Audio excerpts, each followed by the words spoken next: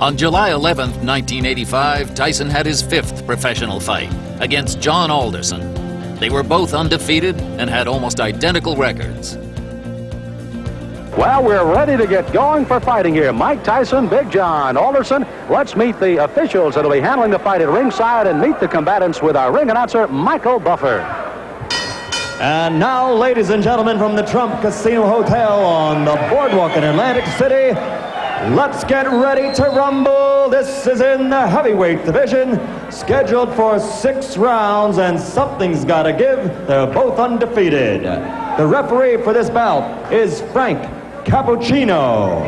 Introducing first in the red corner, wearing the red trunks with white trim, weighing 226.5 pounds, from Cabin Creek, West Virginia, his professional record: 4 consecutive victories, all by knockout. Ladies and gentlemen, John Alderson.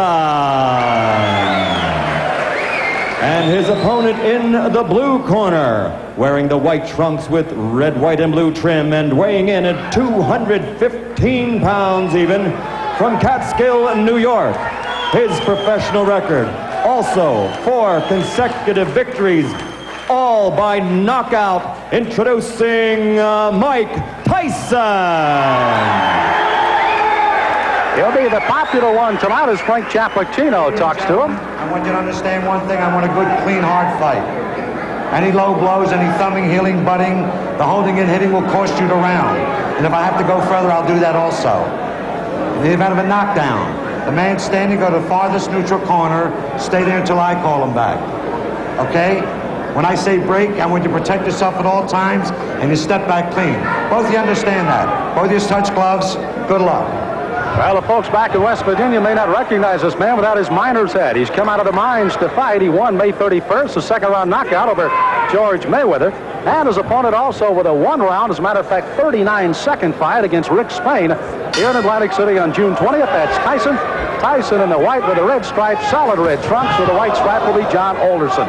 Alderson, a tremendous height advantage. Al, how much will that play a factor in tonight's fight? Well, he has got to keep Tyson off him. Use the jab, the straight right hand, and Mike Tyson gets inside very effectively. It's one of the things he does. So, and he'll go to the body once he gets there. So I don't know if the height in itself will be a big edge for Alderson. Alderson said if he does get inside, look for me to tie him up. I'm not going to try to rumble with him in there. I don't blame him. So Frank Cappuccino will have a busy night tonight, and this 6-rounder may not last very long with the kind of shots there. A left hook right to the face that time of Alderson. That was a strange punch, but Tyson is so powerful, no matter how he delivers those punches, they hurt. Boy, every punch Tyson throws is meant to knock you out. Now, as he gets on against tough competition, the question is, when he comes in like this, will he get nailed with counter shots? That's really what Alderson wants to do. Tyson, you heard documented, of course, the young man fighting and fighting very well, amateur 25-2, a boxing historian, reads book after book of boxing and watches all historic films of the greats. He's got an edge. His manager, Jimmy Jacobs, has the largest fight film collection in the world, so he can look at all those. He does look at all the former heavyweight champs. And of course, he's a long way from being that, but he's such raw talent at his age, you can't help but think about it. Al, how much pressure and how much can a 19-year-old take putting the pressure on to be the youngest champion in the world? Well, of course, that's them talking. That's Customato and Tyson making these bold predictions, and they put pressure on themselves. Now, Tyson switches to southpaw. I haven't seen him do that before. Interesting. Lands with the lead left. Alderson is already bleeding from the nose, and I think that was from the very first left hand. Tyson, you can see almost like a bull as he just chases Alderson around the ring. Big John said he had to get off first tonight. He has got to use those long arms to his advantage. He has not been able to do so far in round 1. You know, when Tyson switches to southpaw, I think that's the clue for Alderson with that long reach and height to throw the straight right hand. I would just let that punch go. Alderson, a very good amateur record, 154-12. Took 3 years off from boxing, however. Worked in the mines in West Virginia. They started the laying off down there, and he went back into the boxing ring. And here he is at 4-0 with 4 knockouts. And already he's had a rugged first round. For Alderson, I think the key, he has got to throw that jab and follow with the straight right. Has done that only once and did land the right, although it didn't hurt Tyson. There it is. Now that right missed, but if he keeps doing that, he's going to give Mike Tyson something to think about as he comes in. There it is again, and he landed the right. At least to keep him from lunging at him with the big hands that he's throwing so far. That's exactly right, Sam. So the closing seconds of round number 1. Mike Tyson, the shorter of the two, against Big John Alderson.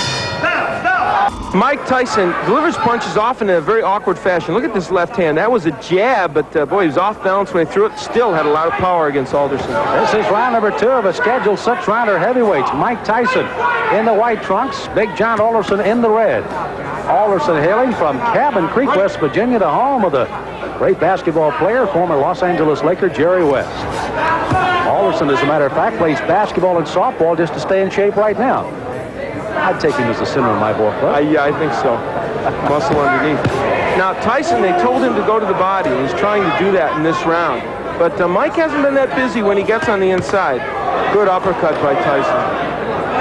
Alderson, you saw there, tried to lead in with a left jab and a right hand, but left himself wide open for the ducking Mike Tyson as he went right underneath. Mike Tyson doesn't wear any socks. I don't remember seeing a fighter in a long time that doesn't wear any socks. Or if he does, they're so short they don't even peek out over his shoes. I don't know what that's apropos of. It's the first time I've ever seen it, and it's kind of odd. Now there's the right. Oh, good countering right hand, and that stunned Alderman. He backs up another right hand, a combination by Tyson, and he goes under attack. On the inside, Tyson is just ferocious. He throws those good, short, quick punches. The longest fight Tyson has ever been in has been a 4-rounder. He got a knockout there. His other 3 fights were first-round knockouts. Didn't help, and I guess is the only man, and this one may not go much longer, as a crushing right hand sends Alderson down. He's got a terrible cut over the left eye already. Clint Cappuccino right down in his face. He's going to make the count at 8. But that cut just on the outside of the left eye starts to ooze some blood now, and Tyson goes right back in on top of it. Tyson trying for his 5th straight knockout. Alderson weary on his feet, ready to go at any time. He's just trying to survive now. He's got to throw something out, though. He's laying in with Tyson. Frank may stop this fight. Ruling that as a slip, not a knockdown. Alderson peeking in over that swelling left eye, and here comes Tyson. Alderson throwing the right hand, no effect. Left hand that time, sends him reeling against the ropes. He's almost virtually out on his feet right now, 29 years of age. Again, as I pointed out at the top of the show, that in itself could prove to be some difference in this fight, if nothing else. You know, Tyson looked at Cappuccino a moment ago as if, do you want to stop this? There he goes right back to work on that left eye as Alderson stays on his feet. Try to gamely throw a right hand as you see the closing moments of the second round here. Alderson down in this round, may survive as he goes down again at the bell. He's got to get up. Now, a fighter cannot be saved by the bell in any round with the exception of the last, so he must come to his feet at the ruling of the referee says okay. He is, and he goes into his corner. But if he comes out to answer this bell, it'll be a gutty performance by Big John Alderson. Here's his mouthpiece. Here's his mouthpiece. Here's his mouthpiece. Look, why don't you just come back and fight another time? Huh? Okay.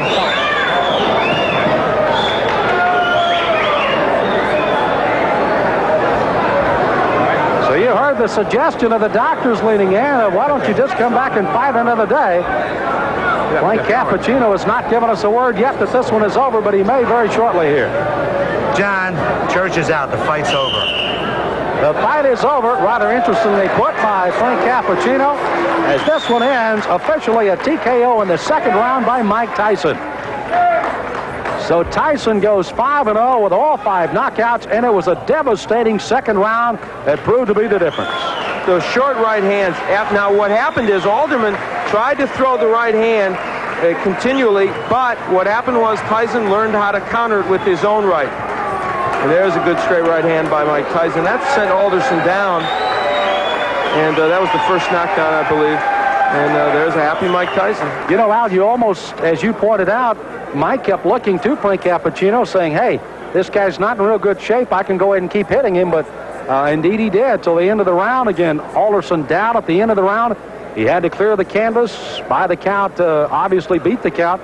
Not saved by the bell. He does, and finally the doctors lean in and say, that's it, and Frank Cappuccino calls it off at the end of 2. It was a very typical Tyson performance. However, you know what? It showed both the good and the bad at this point of Tyson, because I think it showed that a good stand-up boxer with a good jab and a good straight right hand will land against him. Whether he'll hurt him, I don't know. But as you look at that young man for 19, you have to like the strength and aggressiveness he has.